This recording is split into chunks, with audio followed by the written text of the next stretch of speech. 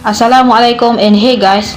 Biasanya selalu aku cakap tentang konspirasi group, but today aku nak cakap tentang the famous worldwide movie. Movie yang paling legend dalam sejarah iaitu Titanic. Siapa tak pernah tengok Titanic? Semua tengok kan? Movie yang paling famous and still famous sampai sekarang, even movie tu release pada December 1897. Ianya lama kan? And movie tu telah kau untung $2.195 billion and directed by James Cameron.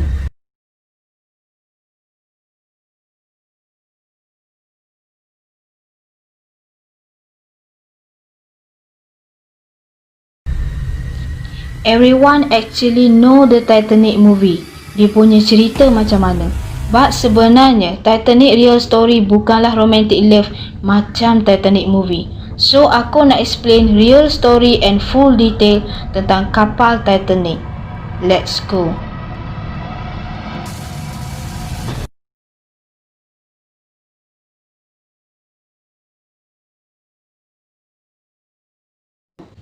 Titanic ialah kapal RMS Titanic ialah yang kedua daripada 3 kapal penumpang untuk kawal bisnes sepanjang perjalanan merentasi lautan Atlantik.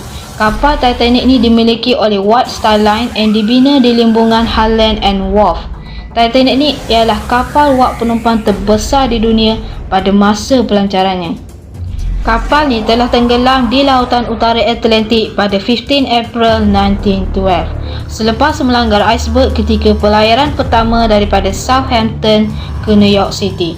Estimate 2,224 penumpang and crew 1,500 orang telah mati. And actually kapal ni berlanggar dengan iceberg pada jam 11.40 malam pada pagi Ahad 14 April 1912 and tenggelam sepenuhnya dalam 2 jam 40 minit kemudian, iaitu pada jam 2.20 pagi pada hari Isnin.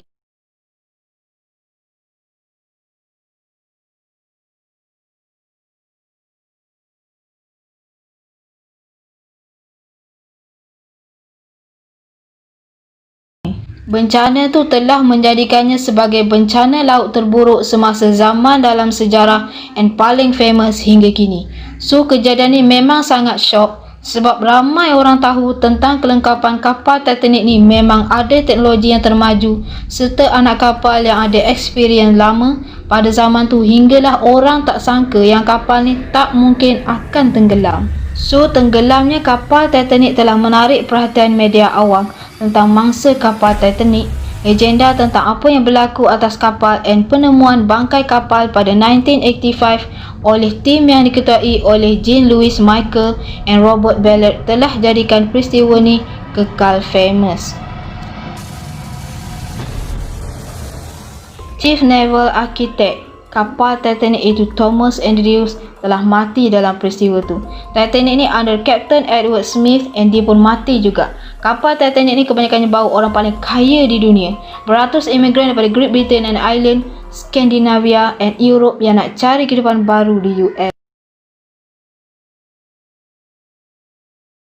First class kemudahan telah direka dengan selesa and mewah. Dalam tu ada gymnasium, swimming pool, library, restoran mewah and cabin mewah. And ada juga high power radio telegraph transmitter. Kapal ni juga ada ciri-ciri safety yang moden lah pada masa tu. Macam watertight compartment and remotely activated watertight door.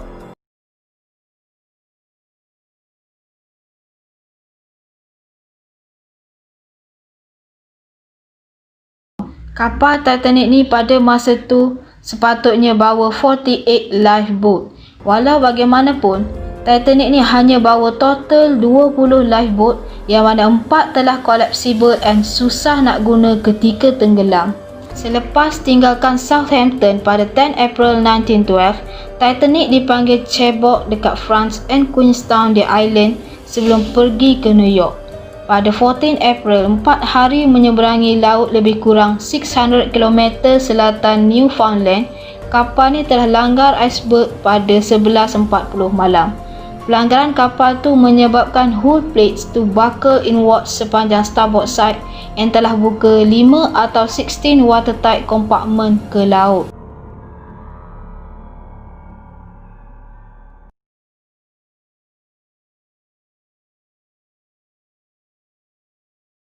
Sementara penumpang dan beberapa ahli kru dipindahkan ke dalam lifeboat, pada masa pemindahan yang berlaku, hanya kaum wanita dan kanak-kanak diutamakan dahulu untuk naik lifeboat, macam scene korang lihat dalam movie Titanic. Pada 2.20 pagi, waktu kapal ni telah pecah, actually masih ada lagi lebih kurang 1000 people atas kapal tu. Hanya 2 jam selepas Titanic tenggelam, Cunard liner RMS Carpathia telah tiba dan bawa 705 orang yang masih selamat. Now kita back to history pula. Nama Titanic ni berasal dari The Titans of Greek mythology.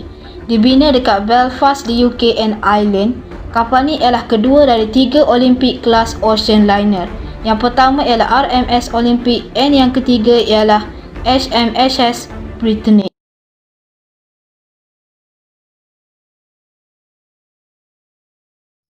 Kapal Titanic ada teknologi canggih. First adalah dari segi compartment and funnel. Interior dalam kapal ni ada subdivided kepada 16 primary compartment divided oleh 15 bulkheads yang mana melebihi atas waterline. Second, radar and steering engine.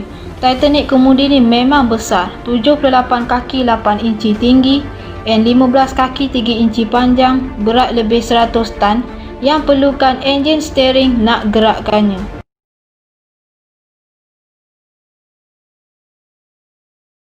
Next, water, ventilation and heating. Kapal ni dilengkapi dengan waterwork yang tersendiri, berkemampuan heating and pump air kepada semua bahagian vessel melalui jaringan kompleks, pipe and injak. Yang keempat ialah radio communication.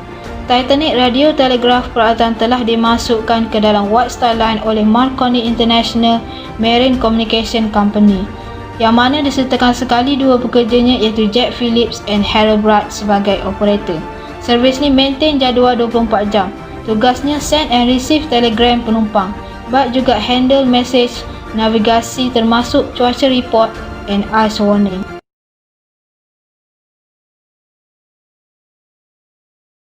Kemudahan penumpang. Kemudahan penumpang Titanic ni memang memenuhi standard mewah paling highest. Kapal ni boleh memenuhi 833 first class penumpang, 614 second class and 1006 in third class. So total penumpang around 2453. Kapasiti untuk ahli kru actually telah melebihi 900 orang. Sepatutnya kapasiti untuk penumpang and kru ialah dianggarkan hanya 3,457 orang.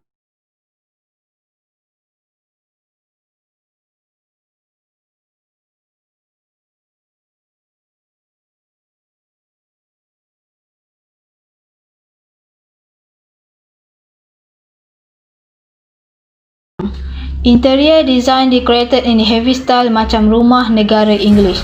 First class cabin ada design Empire style.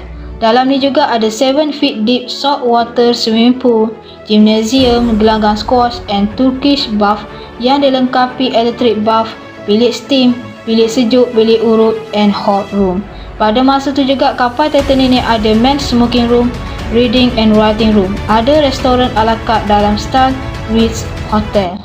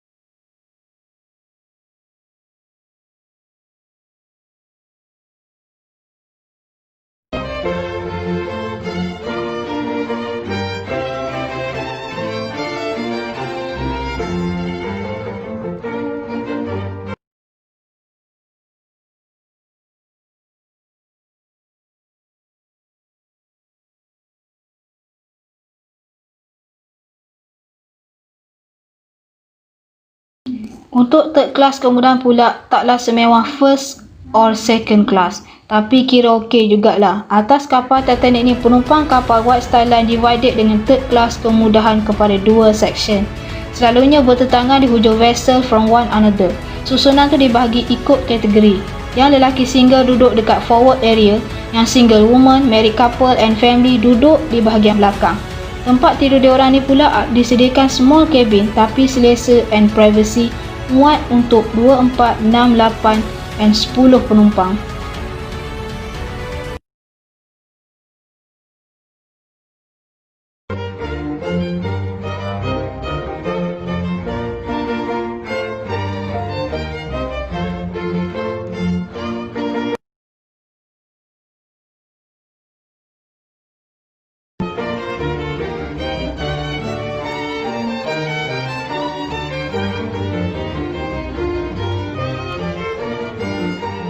Diorang punya kemudahan ni lebih kurang jugalah dengan first class and second class passengers. Cuma kurang mewah sikit and taklah privacy sangat.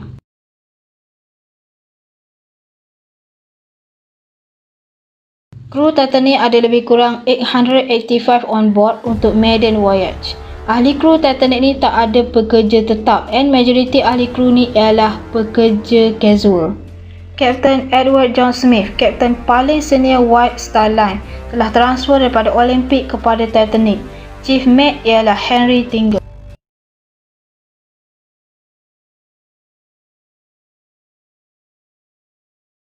Kru Titanic ni divided kepada 3 department principal.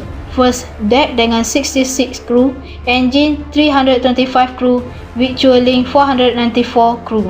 Macam korang tengok dalam movie Titanic yang mana ada scene pekerja-pekerja tu sibuk and berpanas dekat enjin. Majoriti kru ni sama ada engineer, fireman atau strokers yang bertanggungjawab jaga enjin.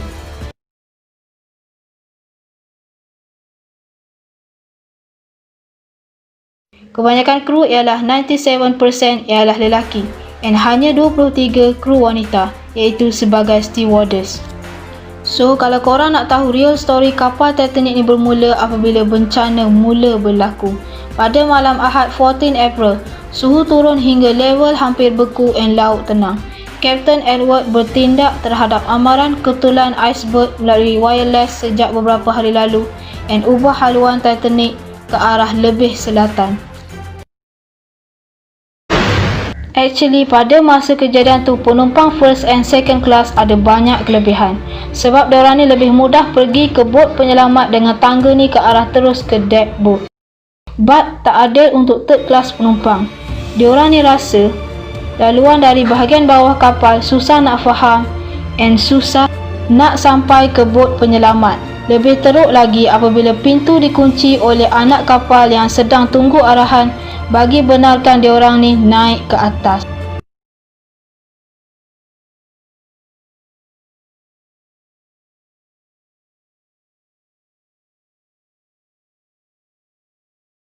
Operator Jack Phillips and Harold sibuk hantar kod CQD, isyarat emergency. But ada beberapa kapal sahaja yang jawab, termasuk Mount Temple, Frankfurt and kapal saudara Titanic Olympic. Tetapi semuanya terlalu jauh untuk sampai sebelum Titanic tenggelam. Kapal paling dekat pun ialah RMS Carpathia dimiliki QNet Line yang sejauh 93 km dan hanya sampai selepas 4 jam. Jadi memang terlalu lambat.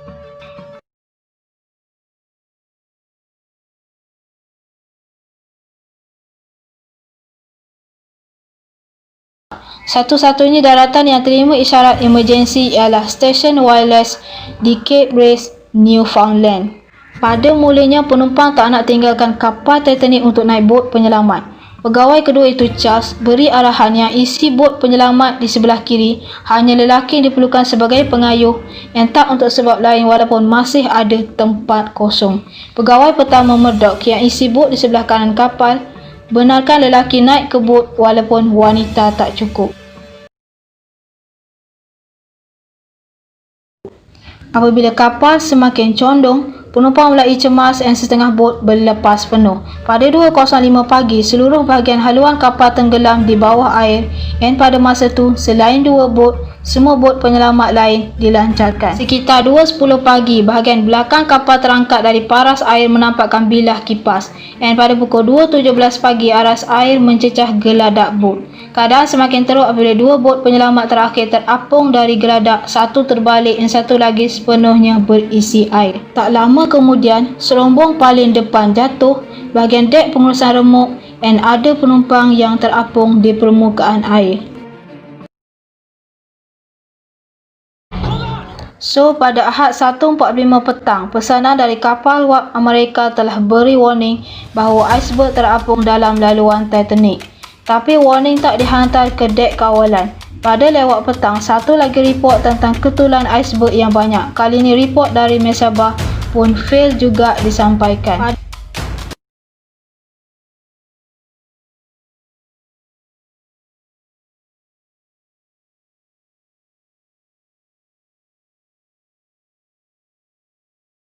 Pada pukul 11.40 malam, ketika berlayar di selatan Grand Banks di Newfoundland, pemantau Frederick and Reginald nampak ketulan iceberg tepat di depan kapal. Fleet ni cuba bunyikan loceng kapal sebanyak 3 kali and call dek kawalan and bagi tahu yang lain iceberg betul-betul ada dekat depan.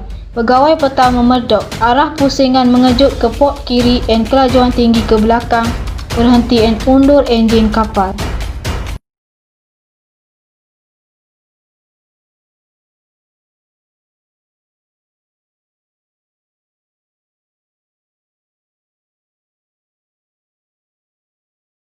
Bat pelanggaran tetap berlaku dan iceberg bergeser dengan bahagian kanan sisi kapal. Pintu kedap air ditutup apabila air mula masuk di 5 bahagian kedap air pertama. Kapten Smith rasai gegaran taman lalu pergi ke dek pengurusan dan perintahkan berhenti sepenuhnya.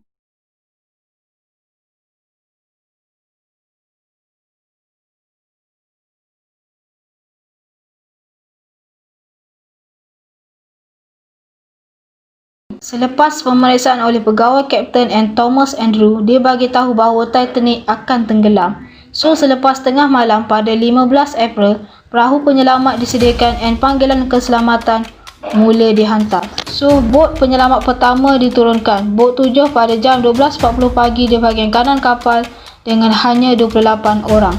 Titanic bawa 20 perahu penyelamat dengan maksimum penuh 1,178 orang. Walaupun tak cukup untuk bawa semua penumpang dan anak kapal, Titanic tetap bawa lebih banyak bot berbanding yang disyaratkan.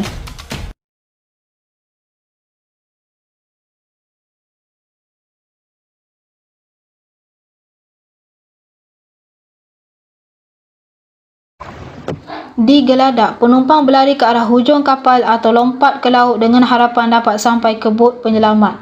Korang boleh tengok suasana ni macam dalam scene Titanic movie. Waktu orang tengah panik bila air mula masuk kapal dan kapal start pecah.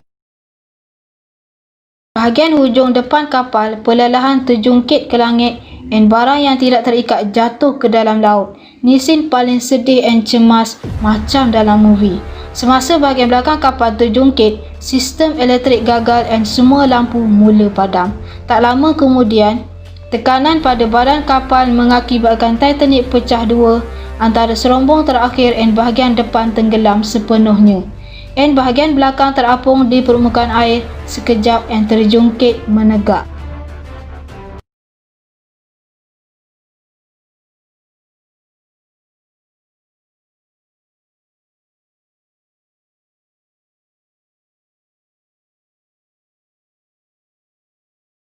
Selepas beberapa jam, pada pukul 2.20 pagi, kesemuanya tenggelam ke dalam laut. Inilah antara scene yang paling sedih.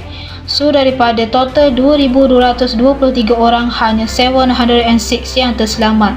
But 1,517 telah mati. Kebanyakan mangsa mati disebabkan oleh hypothermia kerana suhu air terlalu sejuk iaitu -2°C. Hanya 2 daripada 18 bot penyelamat yang turunkan kembali untuk selamatkan mangsa dari dalam air selepas kapal tenggelam. penyelamat 4 kembali dan selamatkan 5 orang. But 2 daripada mereka mati kemudian. Hampir 1 jam kemudian, bot penyelamat 14 kembali dan selamatkan 4 orang. But seorang mati.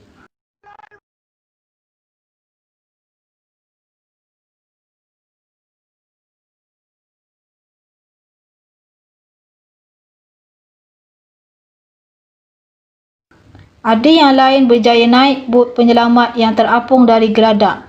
But ada pergaduhan dalam bot penyelamat lain sama ada nak kembali atau tidak.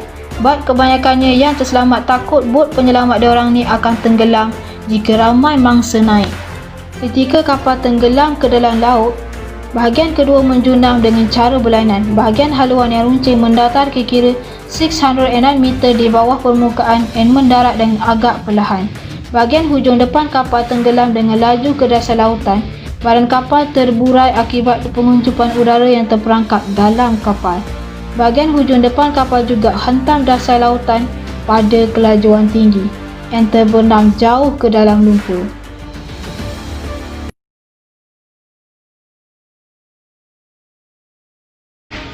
Dekat 2 jam selepas Titanic tenggelam, okey, yang ni ada juga scene yang hampir sama macam dalam movie Titanic. Korang boleh tengok sendiri. Kapal RMS Carpathia tiba di tempat kejadian dan ambil bot penyelamat pertama. Dalam beberapa jam kemudian, mereka yang masih hidup diselamatkan.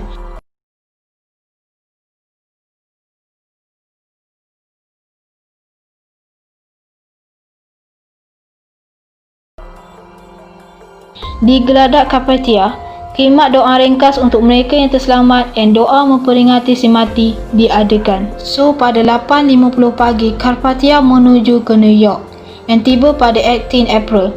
Apabila kehilangan jiwa disahkan, White Star Line sewa kapal Mackay Bennett untuk ambil mayat, lebih kurang 338 mayat.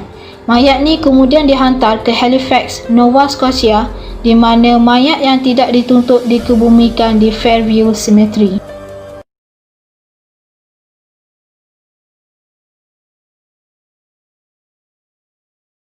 So, apa yang berlaku dalam movie and real story ni memang berbeza. Pengajarannya ialah kita tak boleh expect teknologi canggih dan mewah boleh elakkan kita dari risiko mati. Titanic not just a romantic movie. Bagi aku ni pengajaran juga pada kita supaya kita perlu bekerjasama antara penumpang and kru. Sebab dari apa yang kita perhatikan dalam movie ni, actually ada berat sebelah dari segi kemudahan emergency untuk selamatkan penumpang disebabkan standard life yang berbeza. And ada juga penumpang yang tak dengar arahan. Jadi sepatutnya orang yang dapat diselamatkan lebih ramai, tapi ramai yang mati disebabkan kurang kerjasama. Okey, itu saja, and don't forget subscribe and click bell notification icon and tunggu untuk video Titanic konspirasi part 2. Teori konspirasi kenapa Titanic tenggelam.